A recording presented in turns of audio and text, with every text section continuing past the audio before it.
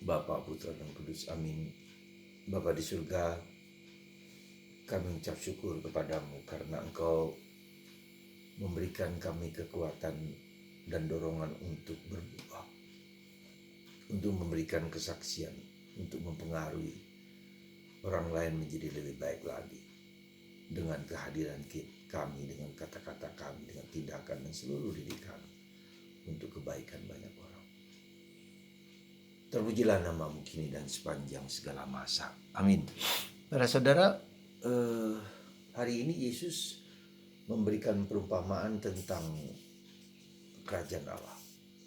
Kerajaan Allah itu seperti ragi yang menghamiri, yang mempengaruhi roti. Kerajaan Allah itu seperti benih biji sesawi yang kecil, tetapi ketika bertumbuh berkembang menjadi besar. Kerajaan Allah itu seperti menaburkan benih baik ke tanah yang beraneka ragam, entah berbatu, entah berduri, entah subur. Apa yang sebetulnya mau disampaikan Yesus kepada kita dengan perumpamaan ini?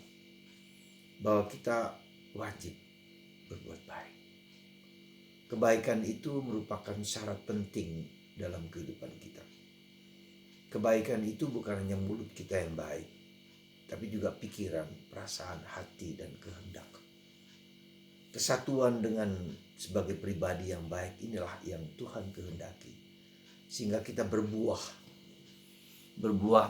bagi kebaikan orang lain, sehingga kebaikan itu diwartakan kepada orang lain.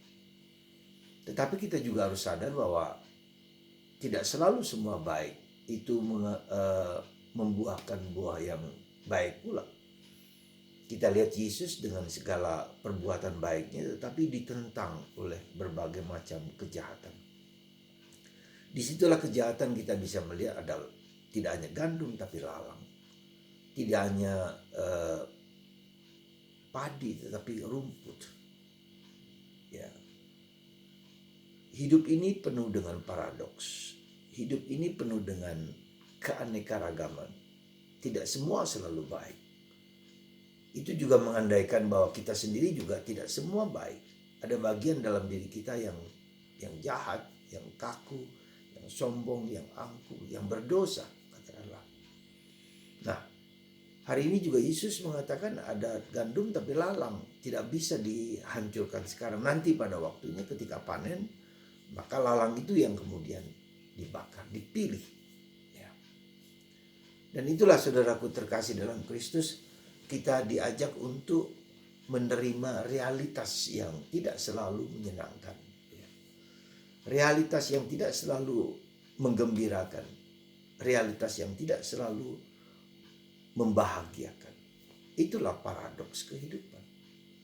Kita harus belajar merangkul, ya, memeluk segala yang mungkin ya, tidak baik sekalipun.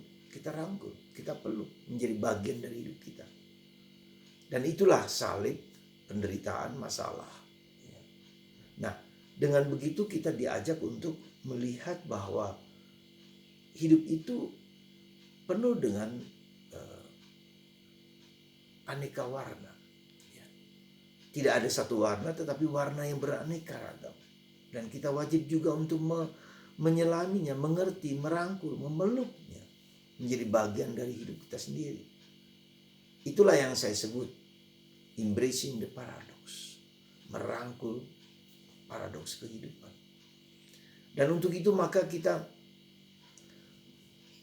memahami sebetulnya mengapa Yesus memberikan kepada kita Roh Kudus. Roh Kudus itulah yang membantu kita untuk merangkul, menerima. Kita tidak bisa mengubah orang lain. Tetapi karena Roh Kudus, maka roh itulah yang bekerja untuk perubahan orang lain.